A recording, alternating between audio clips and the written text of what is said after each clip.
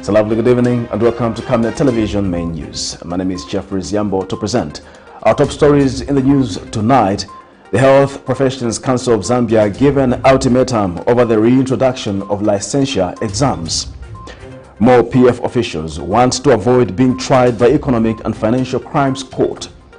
Government denies handing over KCM to Vedanta as stakeholders raise concern. In international news, BUKINABE authorities hopeful of saving workers trapped in mine. And in sports news, CHIPOLOPOLO ready for the UEFA tournament.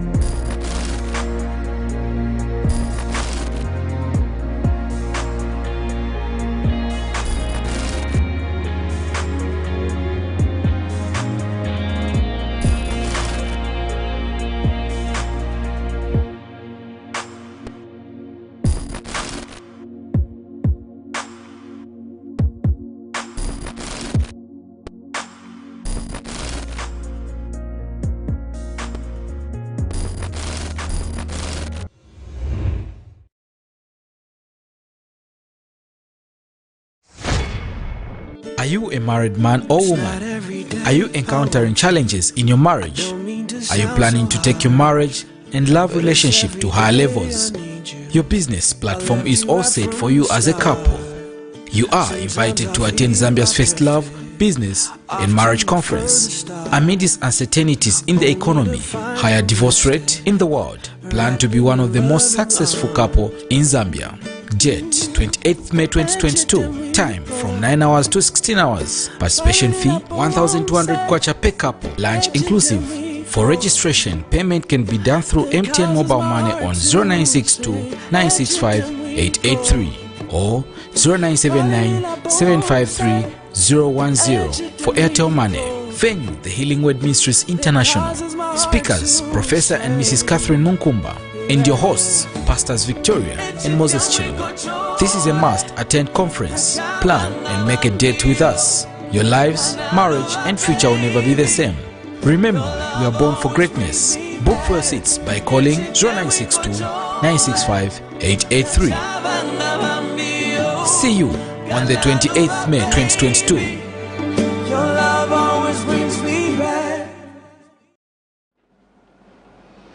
Hello again, another news in detail.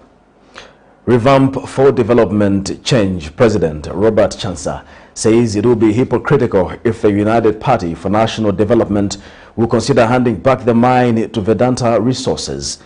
Mr. Chansa says government must prioritize local ownership of KCM mine. Meanwhile, State House Communications Director Clayson Hamasaka says agreeing to end litigation does not equate to handing KCM back to Vedanta. He says it just means that they decided to find a solution outside the courts. Patrick Soko analyzed the story by talking to some stakeholders. And the former owners of KCM, Vendetta, on the basis that he was pledging to give the mine back to them.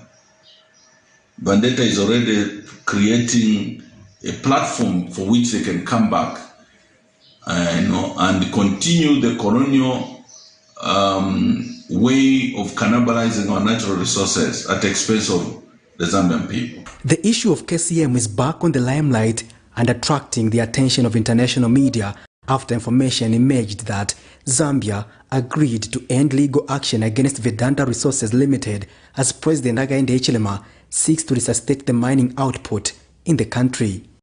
KCM was placed under provisional liquidation in 2019 after the previous government alleged that the company had lied about expansion plans and paid too little tax. VEDANTA denied any wrongdoing, although it is uncertain how the matter will be resolved. The former ruling party, the PF, has been alleging that the UPND government wants to hand back the mine to VEDANTA.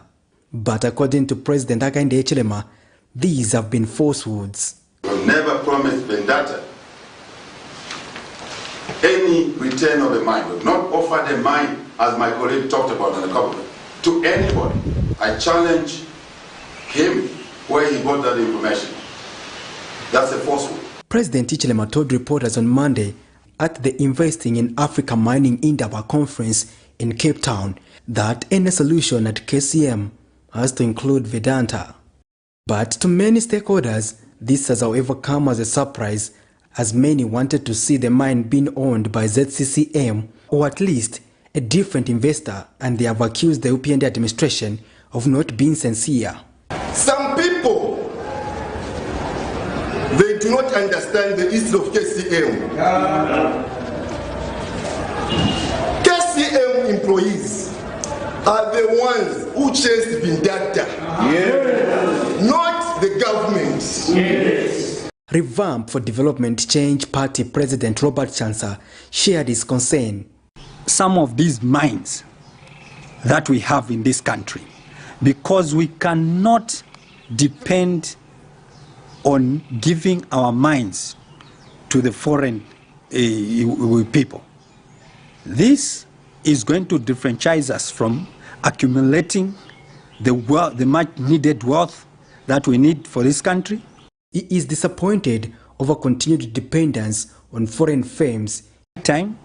And we would love to urge the government, the UPND government, through His Excellency, our Republican President, President Hakainde Hichilema, that this is the best time that we should look into this issue so that we own our own mines to safeguard the employment for our people, to create employment for the youths who are languishing in poverty. But State House Communications Director Clayton Hamasaka Tuesday said while VEDANTA remains a shareholder at KCM, the end of the litigation would not be equivalent to handing the operations back to the company, and that the matter is still active in court.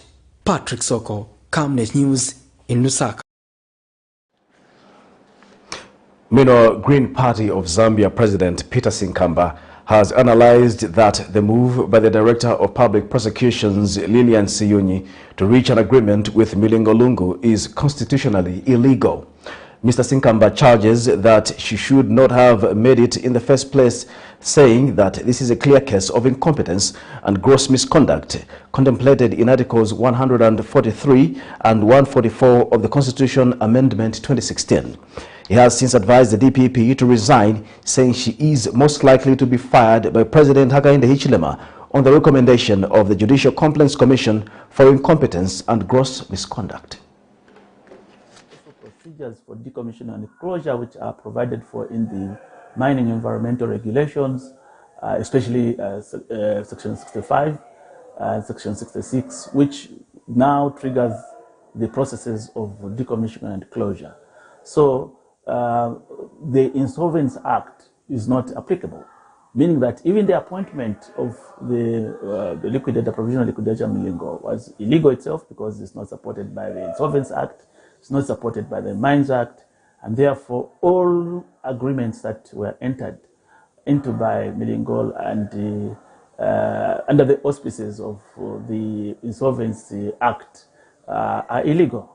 And what we're saying is that the superior courts, especially the Constitutional Court, and even JCC itself, we definitely will have to determine whether those agreements signed by Milingo with any other person, including the DPP, whether they are illegal or not, when you look at them in relation to the Mines Act and the Insolvency Act.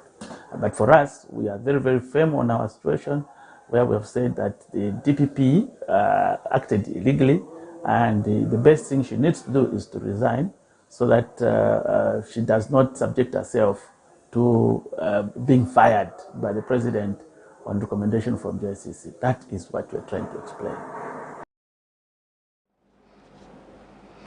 A consortium of student unions from both public and private institutions of higher learning have given the Health Professions Council of Zambia, HPCZ, a 7-day ultimatum to rescind its suggestions to reintroduce licensure examinations as a requirement of getting a medical practicing license. Addressing the media Tuesday, Resident Doctors Association of Zambia President Dr. Brian Sampa says the consortium will advise on the next course of action should they not get a favorable response, alleging that this is meant to reduce numbers in the ongoing recruitment of health workers. HPCZ Registrar and Chief Executive Officer Wembia Walia, in a recent press statement, explained that this recommendation was made in the spirit of maintaining a high quality of health professionals in the country. More in this report. Recommendation by the Health Professions Council of Zambia that medical practitioners should undergo a licensure exam before registration and acquiring a practicing license has not sat well with a number of student unions and associations from both the public and private institutions of higher learning. The recommendation, which was recently made known in a press statement, indicated that this is meant to ensure quality in the health profession. Addressing the media Tuesday, the consortium of student unions and associations have questioned why this should be introduced now during the ongoing recruitment of health workers. The Civil Service Commission recently announced that it has received a total of over 137,000 applications for the advertisement of 11,276 health workers. Addressing the media Tuesday, Resident Doctors Association of Zambia President Dr. Brian Sampa says HPCZ should rescind its decision within 7 days, failure to which necessary steps will be taken, which may include legal action. HPCZ is being urged to rescind the decision, and we also are going to take up some actions concerning this action by HPCZ. And one of the things we are doing is we are writing to them. They are being given 7 days in which to respond. Of course, we only need one answer, and the answer is for them to rescind the decision. In an event where they don't do that, we don't want to preempt the next steps we may want to take, but we just want to let the people know that all the options are on the table to just ensure that this doesn't go on. Meanwhile, University of Zambia Ridgeway Campus Students Union President Chimuka Simonga says HPCZ has overstepped its mandate as it is currently carrying out what should be conducted by the Higher Education Authority. Now, it's a situation where someone who is charged with the responsibility to ensure that this country is training competent health workers, they are ignoring that. They are saying, we shall wait until a student graduates and want to get a license. As they go into university, we don't care whether they qualify, let them enroll. Secondly, we don't care whether those institutions that are training them have lecturers. We don't care. Let them just learn until they reach final year. They don't care whether students are given assessments that are necessary as per Zambian standards. They don't care that a young person will enroll into an institution where they will not learn and only be recommended to the current teacher in this current training, Google. To be given assignments and Google. No qualified lecturers in that institution. Higher Education Authority and the HPCZ which was mandated that role are ignoring all that. Their concern is to simply want to see if a student who was poorly trained and they know it will pass the licensure exam. Zambia Medical Students Association President Joseph Musonda has also spoken out. Allow the right institution to do the work that the Zambian people have mandated them. Yes. You know, it is safe to say doing the same thing over and over and expecting different results is foolishness. Yes. We don't want to be called fools as citizens. We just to say what we've done is not correct. So, ladies and gentlemen, as Zambia Medical Students Association, the position is clear. Our consultations are done, and we are saying these exams are a no for now.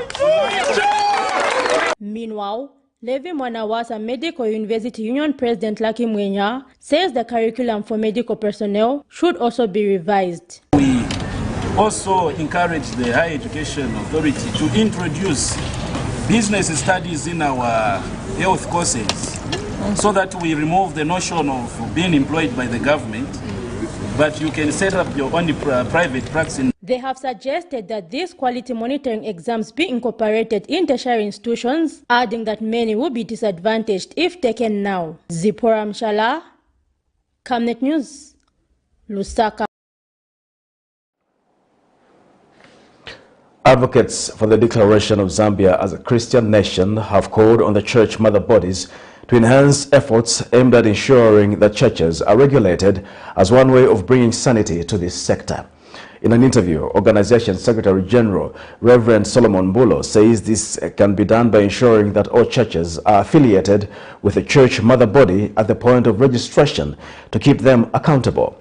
The clergyman notes that the church has come under disrepute as it has been politicized, especially in the run-up to the August 2021 general elections.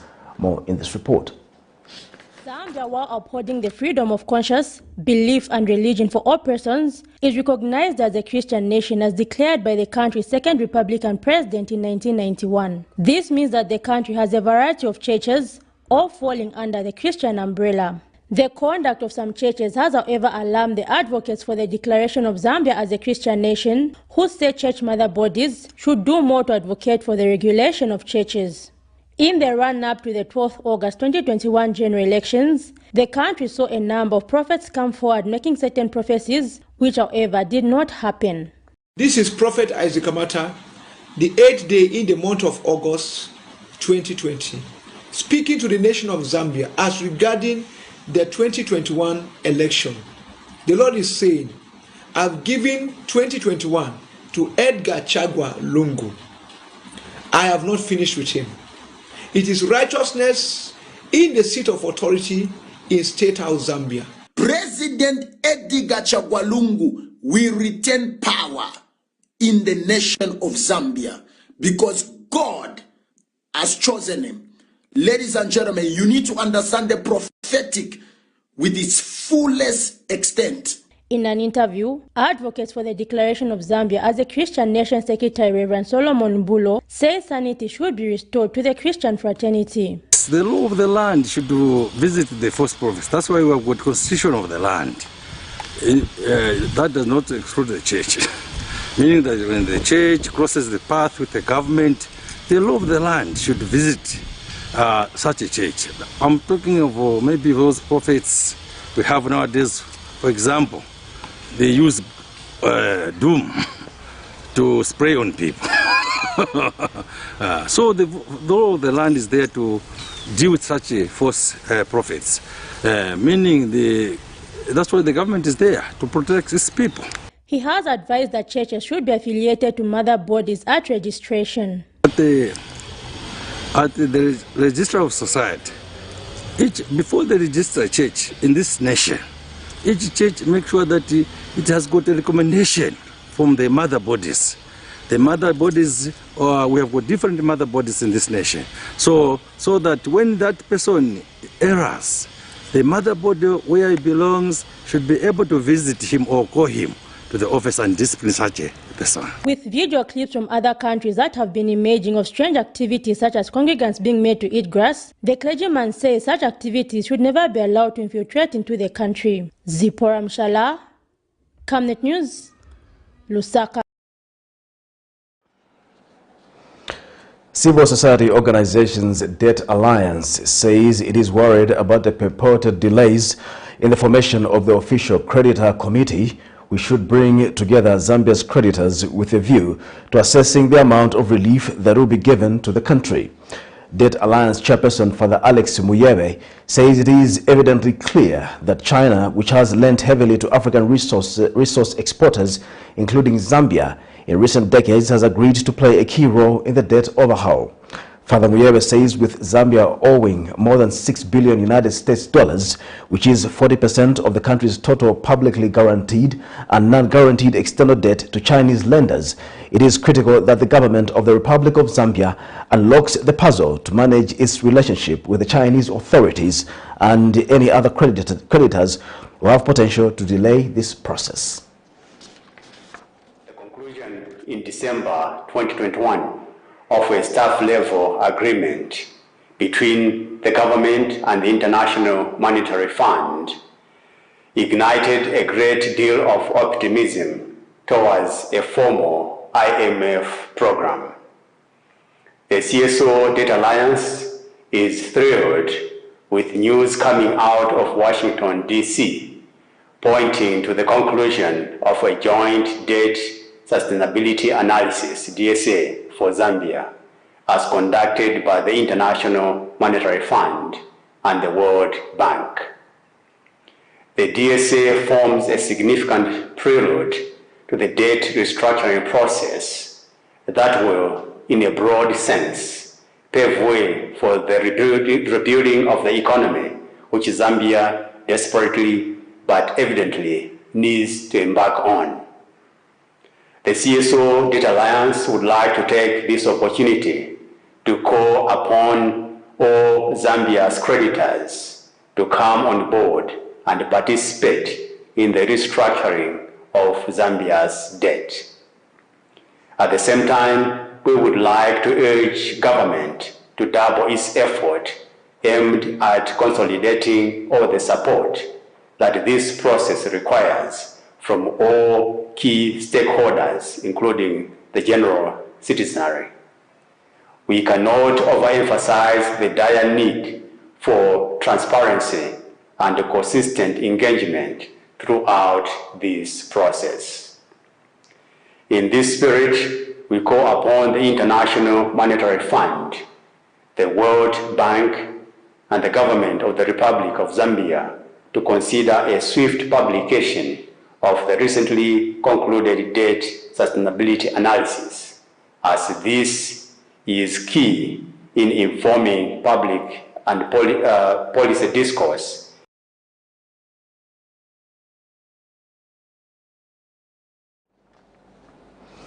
The Opposition Patriotic Front Information and Publicity Chairperson Raphael Nakachinda has asked Lusaka Principal Magistrate Jennifer Walia to refer his alleged defamation case to the Constitutional Court to determine whether President Hakainde Hichilema's immunity extends to him interfering with court proceedings. When the matter came before court for continued trial, defense lawyer Makebi Zulu made an application before court stating that on the 25th of April 2022, President Hichilema held a press conference and made a statement that Nakachinda will see, which prejudiced not only the proceedings before court, but to the accused. The defense states that the alleged statement by President is contempt of court, but based on the fact that he is clothed with immunity and cannot be prosecuted, hence the need to refer the case to the Constitutional Court.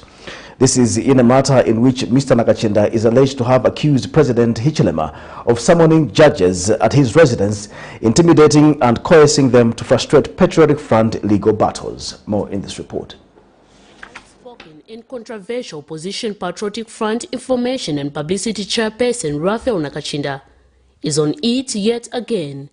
The PF outspoken member made an application Tuesday morning before the Lusaka's Magistrate Court to refer his defamation of the President case to the Constitutional Court to determine whether President Hakainde Hichilema's immunity extends to him interfering with the court proceedings. Mr. Nakachinda, who is facing one count of defamation of the President, made this application through his defense lawyer, alleging that President Hakainde Hichilema on the 25th of April 2022 held a press conference where he made a statement referring to the case before court and said that Nakachinda will pay. The accused now wants the court to refer to the Constitutional Court to determine whether or not the President was in breach of Article 91(3) and Article 121(2), which states that a person holding a public office shall not interfere with the performance of a judicial function. The defense further submitted that if the issues raised are not addressed, Mr. Nakachinda will not be seen to be having a fair trial. This is a very important question that Rafa Nakachinda would like to present to the Constitutional Court. Because as far as we're concerned, there is no office that is above the law. And what we have seen becoming a trend in the country, where some individuals, because of the offices they hold, think that they can comment on anything and everything without any reservation, is a very worrying trend. And we think that it is the right time, and we're using the right course of action to question this kind of trend. It is for the protection of every citizen. This is no longer a matter of Raphael Nakachinda. This is a matter of the rule of law, particularly given the fact that we're being led by a president who, every time he opens his mouth, he projects himself as being a champion of governance, good governance, and a champion of the rule of law. Allegations in this matter is that Mr. Nakachinda, on the 13th of December 2021, with intent to bring the name of the president into ridicule, hatred, or contempt, published a defamatory matter by word of mouth where he alleged that President Hakainde Hichilema was summoning judges at his private residence, intimidating and coercing them to frustrate PF legal battles. The matter has been set for the 18th of May 2022 for ruling. Miriam Kaimba, reporting for Camnet TV News.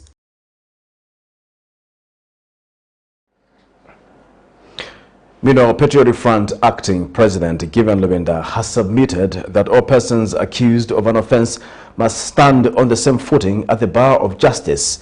Mr. Lubinda now wants the Lusaka Magistrates Court to refer to the Constitutional Court his corruption-related case for determination on whether it is not discriminatory for him to be tried under the created Economic and Financial Crimes Court, citing certain provisions of the law. This is in a matter in which Mr. Lubinda has been slapped with 4 counts of being in possession of property reasonably suspected to be proceeds of crime amounting to $280,000. More in this report. Just like some of his members in the opposition Patriotic Front Party facing corruption-related charges before the Lusaka's Magistrate Court, made application to refer their cases to the Constitutional Court for determination on account of them being tried under the newly created Economic Financial Crimes Court. Acting PF President Given Lubinda has also joined the queue after he made his first court appearance Tuesday. Mr. Lubinda, who has been slapped with 4 counts of being in possession of property reasonably of being proceeds of crime, wants Lusaka Magistrate Sanford Nguwola, who is handling the Financial Crimes Court, to refer his case before trial can proceed to the Constitutional Court for determination on whether he should be tried under the said court. The Economic and Financial Crimes Court was established this year to assist in the quick recovery of stolen public assets. According to his application before court, all persons accused of an offense must stand on the same footing at the bar of justice. Mr. Lubinda made the application through his lawyer Makebe Zulu, stating that the higher court needs to determine on whether it is not discriminatory for him to be tried under the said Financial Crimes Court, citing certain provision of the laws. But in response, the state argued that the administration arrangement for the court to determine the Financial Crimes Court does not raise any issue for constitutional determination, adding that the said application is meant to abuse the Constitutional Court as it is gross misconceived and should be dismissed. The court will give a ruling on the 20th of May 2022. The 4 counts of possession of property suspected of being proceeds of crime that Mr. Lubinda is accused of are contrary to Section 71(1) of the Forfeiture of Proceeds of Crime Act number 19 of 2010.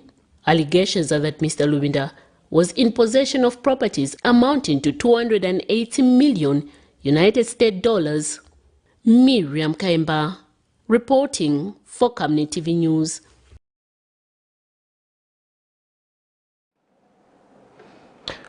The Rural Electrification Authority, REA, says it has targeted to implement 87 projects across the country with a cumulative number of 14,444 connections expected to be made in 2022.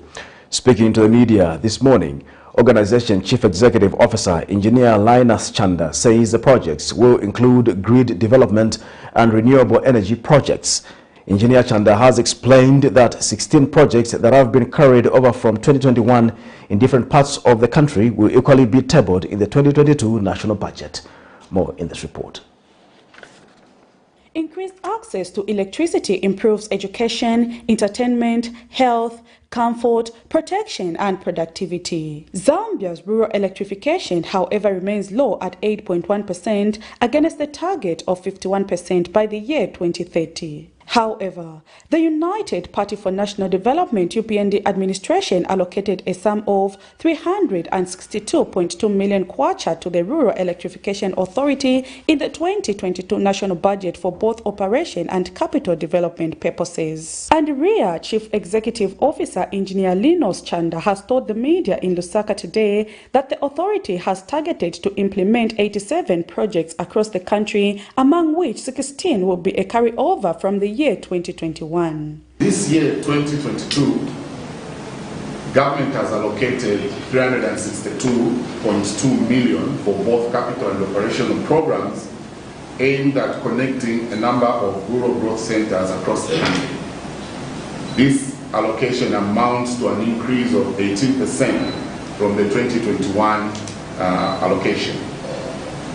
With this allocation, the authority will implement 87 rural electrification projects around the country. Engineer Chanda has also disclosed that 14 new grid extension projects dotted across the country will be implemented and has listed the extension of the distribution network for the Kasanjiko mini hydro power plant in Mwinilunga district in Northwestern Province as a grid development undertaking. We will complete 16 projects that have been carried over from 2021 in different parts of the country. We will execute 14 new grid extension projects dotted in all the 10 provinces of the country, and we will extend the distribution network for Kasanjiko mini hydro power plant in Mwinilunga district. Once completed, these projects are expected to bring on board 6,879 new connections.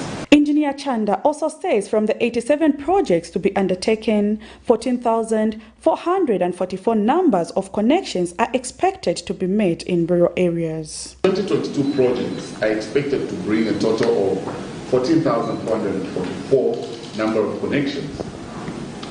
This will represent a significant increase in the rates of rural electrification in Zambia. For Zambia to reach its target of achieving 51% rural electrification by the year 2030, resources allocated to the sector must be prudently utilized. Prudence Chota, reporting for Camnet TV News. This is Camnet Television and not just another channel. We'll take a break. We'll be back with more news after the break. Your skin is the biggest muscle in your body. That's why we make sure that Oracle is #1 when it comes to taking care of your precious skin. Oracle Pure Petroleum Jelly and Glycerin soothes, moisturizes and keeps your skin perfect. Oracle Pure Petroleum products for that perfect skin.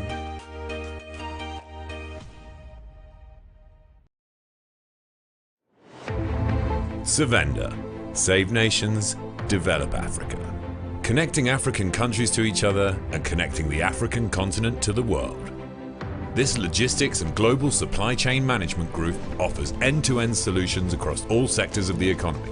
Agriculture, energy, telecommunications, finance, construction, transportation and insurance. And now, its initiatives are greener than ever, operating in line with government guidelines and working to provide energy security for Zambia and beyond. 25 companies united under one group and one vision. Savenda. Trade and logistics made easy. In keeping with a school tradition, it's the May 2022 Back to School with Butter Toffees. Get the all-new Butter Toffees original leather school shoes that are antifungal and antibacterial treated, hence reducing common school shoe odor and thus are eco-friendly. Hurry to your nearest Butter outlet countrywide and grab a pair of the all-new original Butter Toffees. Butter. Built to last, built for life. Are you a married man or woman? Are you encountering challenges in your marriage? Are you planning to take your marriage and love relationship to higher levels? Your business platform is all set for you as a couple. You are invited to attend Zambia's First Love, Business and Marriage Conference. Amid its uncertainties in the economy, higher divorce rate in the world, plan to be one of the most successful couple in Zambia. Date 28th May 2022. Time from 9 hours to 16 hours. Participation fee 1,200 kwacha per couple. Lunch inclusive. For registration, payment can be done through MTN mobile money on 0962 965 883 or 0979 753 010 for Airtel Money. Venue, the Healing Word Ministries International. Speakers, Professor and Mrs. Catherine Munkumba. And your hosts, Pastors Victoria and Moses Chiluba. This is a must-attend conference. Plan and make a date with us. Your lives, marriage and future will never be the same. Remember, we are born for greatness. Book for your seats by calling 0962 965 883. See you on the 28th May 2022.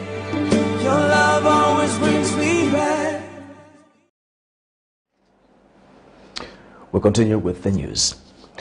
Sablusaka residents say child labor has negatively affected the rights of a child to get educated, hence calling for its complete eradication. In an interview with Camnet News, Precious Kasonde and others say every child in Zambia deserves to be educated and have a better future. Meanwhile, Secondary School Teachers Union of Zambia SESTU's General Secretary Sitiwe Kiso Wamuyua has appealed to government to come up with policies that will eradicate child labor in Zambia. 10th May 2022, Community Development and Social Services Minister Doreen Mwamba said government will engage with other line ministries and stakeholders to immediately address the issue of child labor, especially in the mining sector. More in the following report. Lusaka residents have expressed concern over an increase in the number of child labor issues across the country. In an interview with Camnet News, the residents have stressed the need for government to address the issues of child labor as it negatively affects different sectors such as education. They have observed that children are engaging in works than going to school because of the little monies they earn. Nikufuna chabe kwabo ndaba bana bamasikono bena ngo bakonda maningi ndalama bakali bangono chabe bafuna time iliyonse na coin mu manje ndiye bajamene baende bachita tuma piecework bakali bafana chabe bachita tuma piecework uzapeza mu marwandizo ma shop ya marwandizo tubafana tuyenda tunyamula batupasa ndabakani odere pakuti bakapasa tuma coin maona ayo makoini sapeleka na panyumba kutika pena bazagula mu bichani bagula mu chabe tumatiki se tuchani ndiye nchito ya ndiye mwamene nionera ine sikutika pena nangu kunali nani kulipira ku school sitenze kulipira ndalama ku school kuyambira che grade 1 mwamba kulipira kunalipe. One of them, interviewed Precious Kasonde, discloses that every child in Zambia deserves to be educated. Issues to do with poverty. Children are forced to go out there to look for money that they want to eat.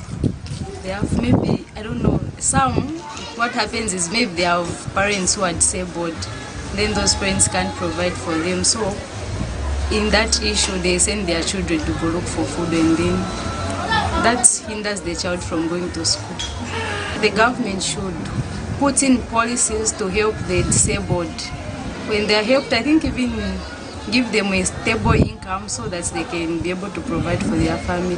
Nikubatandiza abatandizira maybe tubapeleka ku schools kila tuzienda bazisakira ndalama tandizira baje bakapena bali pema bena kumakoro sibakwanisa bali disabled so bagabatandizire bapeleka ku schools ngasibapuzira kuba bagwerera ku school kanyumba pamene bankala bafunika batandizira munga bakutya kubatandizira ndalama bashitako ka business kai bakyali pre-education yameneyo so banga batandikire munga kubapasira ndalama bakudya bakutino tubasiyenda so chapu. Meanwhile, Secondary Schools Teachers Union of Zambia Secretary General has appealed to government to come up with policies that will eradicate child labor in Zambia. Improve their household economy in order for them to release their children so that they do not depend on the labor of their children to raise extra income. So where economies are doing fine, the ugly face of labor, child labor is rarely seen. So it is one way, it's one proposal that, to our society that if our economy improves, definitely we expect the child labor levels to go down as well. You might realize that there are certain homes that are headed by children, and these children need to go to school, and at the same time they need to survive. They have to fend for themselves. All these are socio-economic matters. So it should not be looked at as an education matter per se, or a social matter alone, because it affects people in different ways across sectors. So what we are looking at is, if the economy can improve even at household level, definitely we may be able to deal with the matters to do with child labor. Increase the literacy levels through adult education.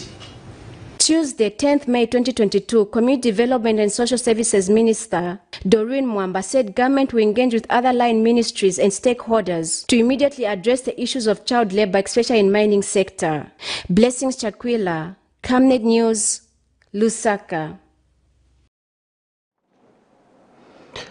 The Youth Unite Zambia has called on President Hakainde Hichilema to consider appointing young people in foreign service and other government positions.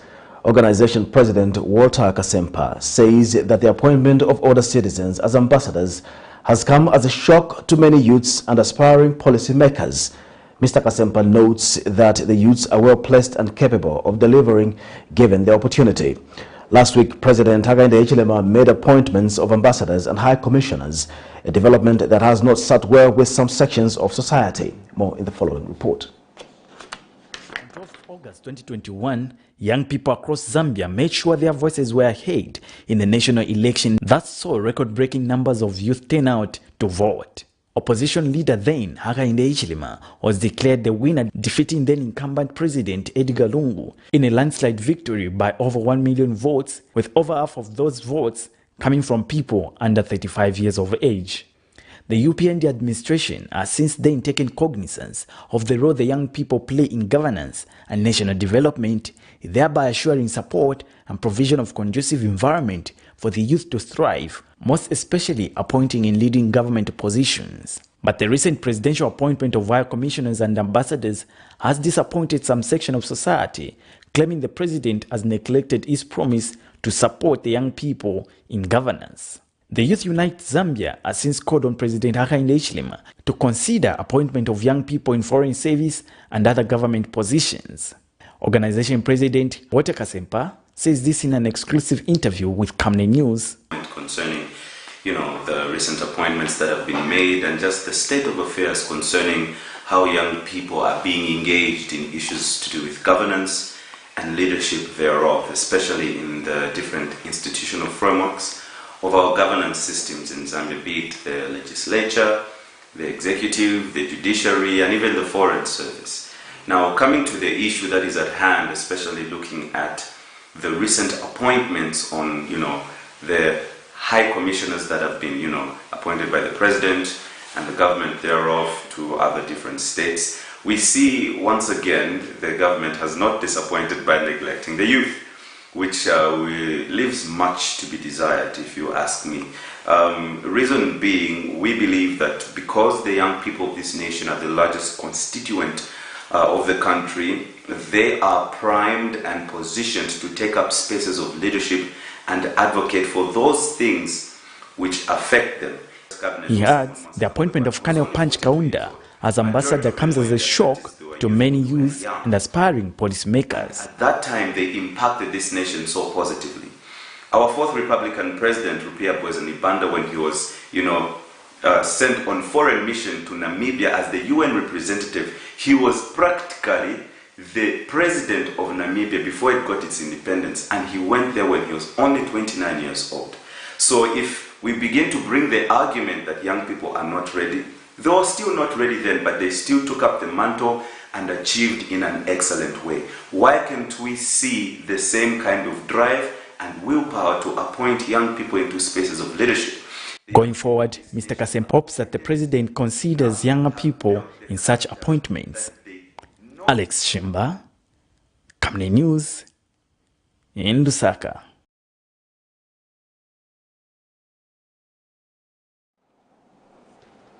The United Church of Zambia has partnered with the Zambia National Building Society in facilitating the realization of a home empowerment policy. Speaking at the signing ceremony, UCZ Synod General Secretary Reverend Chipasha Musaba explains that the home empowerment policy is designed to mitigate the looming evil of destitution in retiring church workers in the ordained and diaconal ministries. Reverend Musaba further noted that the program was put on recess due to internal challenges which were resolved, hence entering into an agreement with the Zambia National Building Society. And Zambia National Building Society Managing Director Mildred Mutesa says the bank remains open to more collaborations that will enhance better lives for UCZ members on a personal level.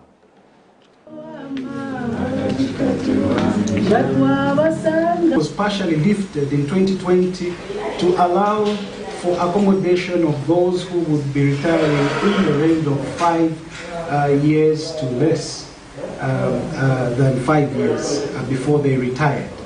And under that period, I would refer to it as a period of research and fact-finding. We have come to appreciate the power of collaboration, as it is written in Ecclesiastes chapter 9 verse 12, which declares that, and I quote, "Though one may be overpowered, two can defend themselves," end of quote. And also, as Billy Bradley puts it, we realize that no one of us could be as good as all of us playing unselfishly, end of quote. We have indeed realized that we cannot beat this challenge by ourselves as the United Church of Zambia. In this realization, we have found a trusted friend and a partner who could not have been discovered at a better time than this, and this is the Zambia National Building Society.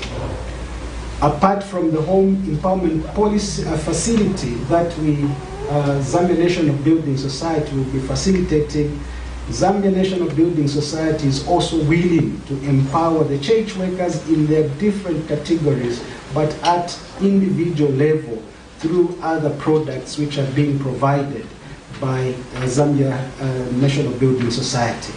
And to this effect, we intend to extend our partnership with regard to these products being offered by Zambia National Building Society to our other institutions like the university, the schools, and also our health facilities, which are run by the United Church of Zambia. Till 1st April 2022, ZNBS has reduced its interest rates on mortgages from 24% per annum to 21% per annum. And under this MOA, I do know that we should be able to offer even better interest rates to you, Bishop. ZNBS has done this in order to make it even more affordable for customers to access home loans. Therefore, with this agreement, we wish to extend these terms to the members of staff and the United Church of Zambia at large. We look forward to continued partnership in other aspects, such as financing the Housing Empowerment Funds accounts, which has already been opened at the Zambia National Building.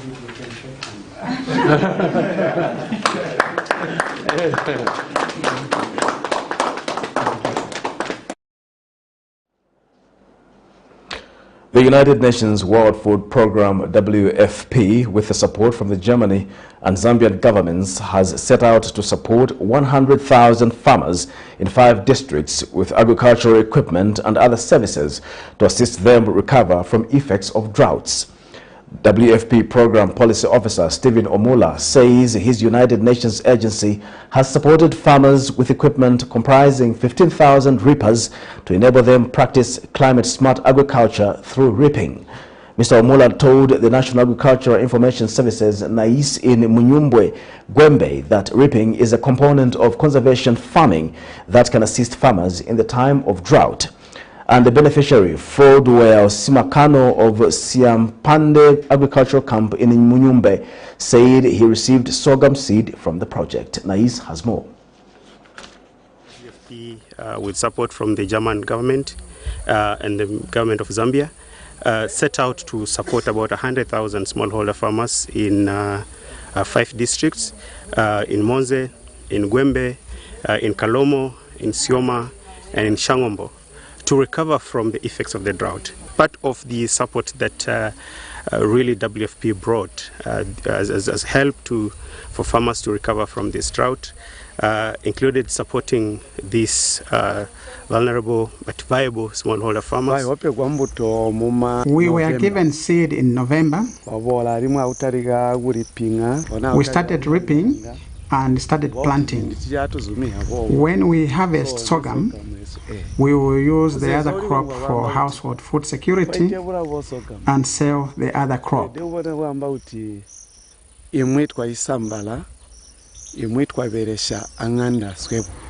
Because of drought, we cannot finish the whole crop to sell. We must leave some crop to use at household level.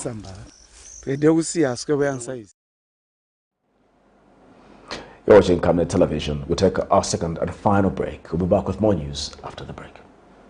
We welcome you to the wonderful world of Savenda Electronics. At Savenda Electronics, we pride ourselves in manufacturing high-quality electricity and water meters.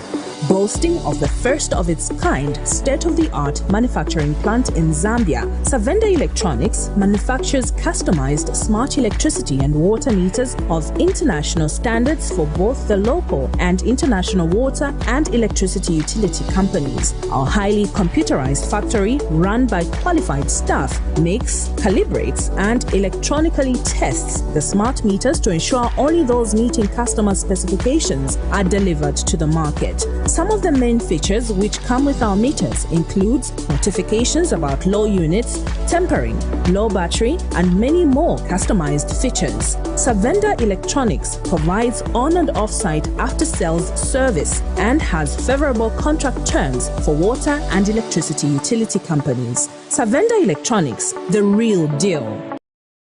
Team, the trajectory of the business looks very positive, and it looks like we'll be able to launch the ministry. There's so much data. Mom. Yes, baby.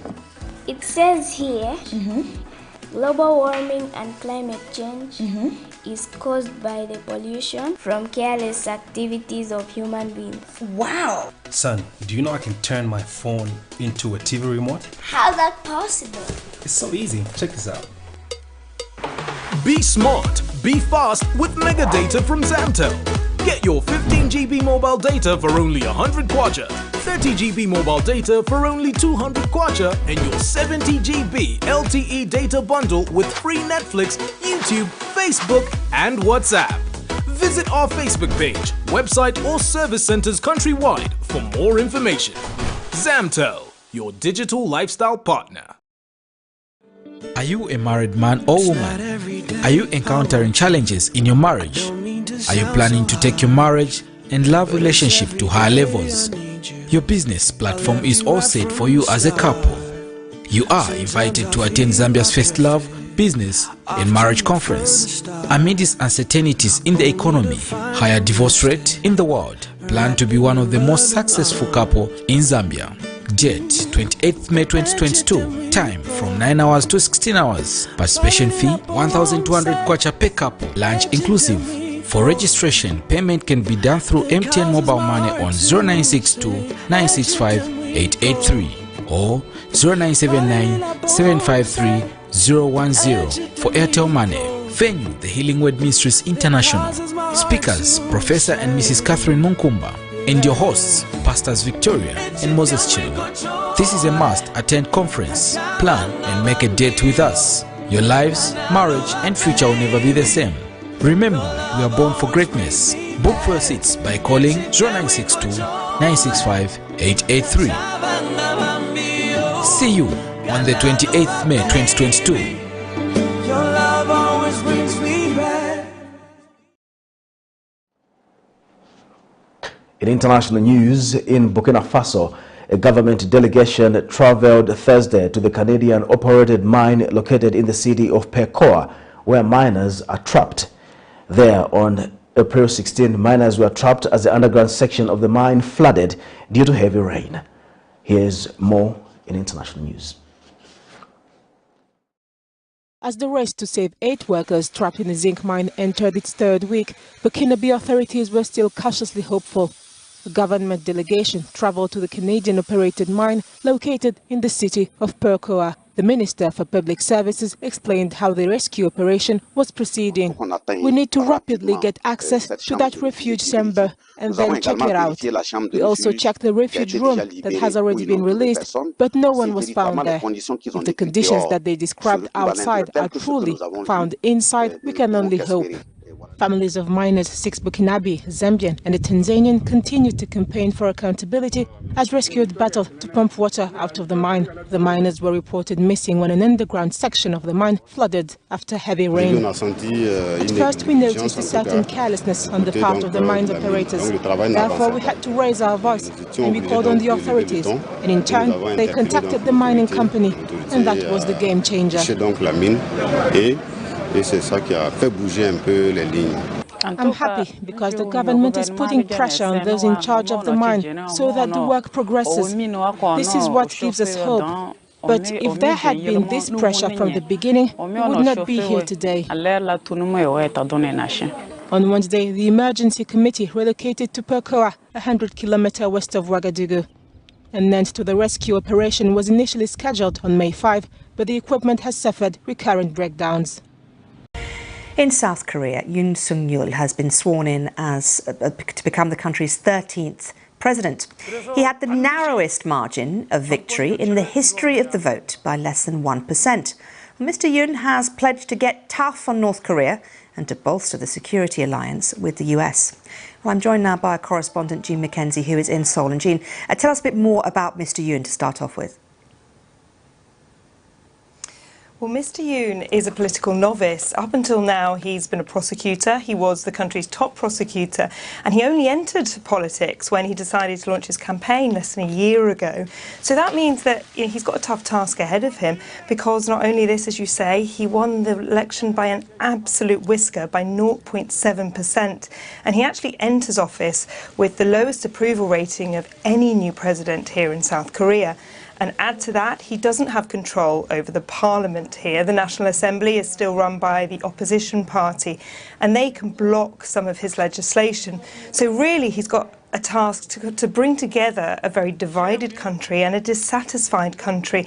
This is an election that was fought on domestic issues. You have here in South Korea rising unemployment, rising inequality, skyrocketing house prices. And Mr. Yoon today at his inauguration ceremony, in his speech, he reflected some of those economic troubles, and also, said that South Korea is not immune from those problems that the rest of the world is going through, those rising energy prices and food prices, and acknowledged that work was going to need to be done to tackle these. But as well as inheriting this divided and dissatisfied country, he also takes on, I guess, a more dangerous and challenging world.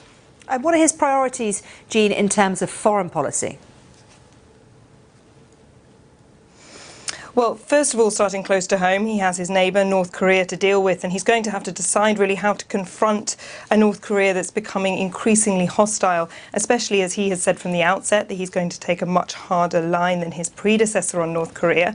North Korea, for years now, has refused to engage in nuclear talks. It has been choosing to build up its arsenal of nuclear weapons. They are becoming more dangerous and more sophisticated. And just this week, we've seen North Korea test 2 of its weapons. We're expecting more to come because we know North Korea has a habit of testing new governments to try and gain some leverage in any future potential negotiations. The other thing that Mr. Yoon Suk-yeol has said, though, is that he wants to spend less time focusing on North Korea and more time looking at his relationships with the rest of the world, particularly in building up his alliance with the United States.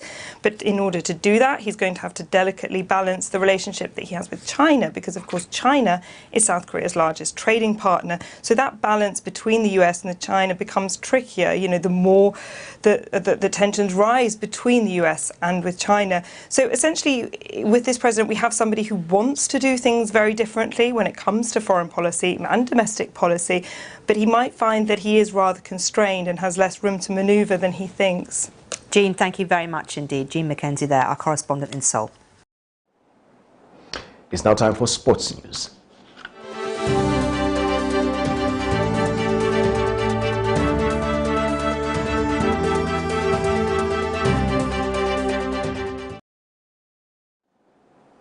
And in sports news tonight, Zambia under-16 national team coach Aaron Kawangu says the boys are ready to make the country proud at this week's UEFA under-16 International Development Tournament in Georgia. Speaking at Dubai International Airport before connecting to Tbilisi Tuesday morning, Kawangu was confident that the team formed after the nationwide talent selection process will put in their best. Kawangu says Zambia is very ready for the tournament that starts tomorrow as the team prepared adequately. Hosts Georgia, Zambia, Azerbaijan and Saudi Arabia are the 4 countries taking part in the tournament that will run from the 11th to the 17th of May at the GF Football Academy in Rustavi. Zambia is very much ready for the tournament that starts tomorrow. We know the opponents are playing Azerbaijan and Georgia and Saudi Arabia.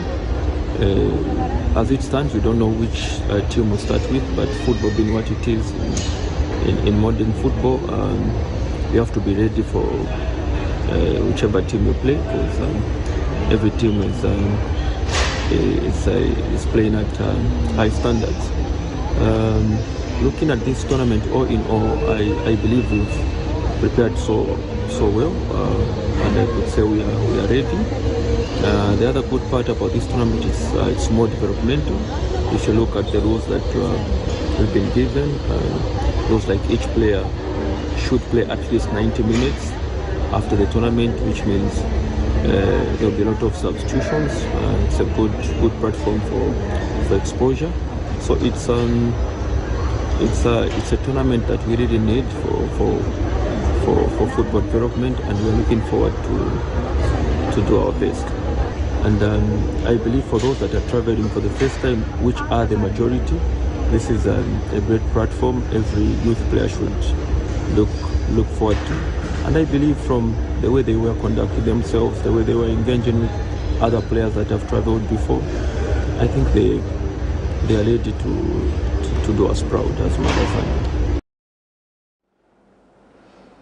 And in more sports, Camnet Stars have beaten Blaze by 2-1 in a FAZ Zone 2 Week 19 league game. In an interview with Camnet Stars assistant coach Mabin Mwalia says the team is doing tremendously well in the games so far. Mwalia, however, says the team needs to work on the front line in the forthcoming games. Meanwhile, Blaze coach Albert Mwelu says his team kept on missing chances. And Camnet Stars will tomorrow, 11th May 2022, play a friendly match against Lusaka City Council at Nationalist Stadium at 13 hours. More in the following report. Camnet Stars have continued emerging winners in the ongoing FAZ Week leagues.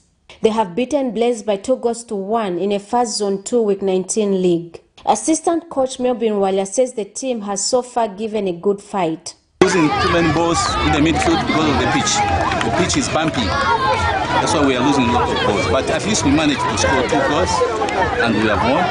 Even our opponents have got a very good side. It was 50-50 game. Meanwhile, Blaze coach Albert Mwelu says his team kept on missing chances. And It was not our day. They carried the game. Now we thank God and we are looking forward to another game. Walia, however, discloses that the team needs to work on the front line. Blessings Chakwila, Camnet Sports, Lusaka.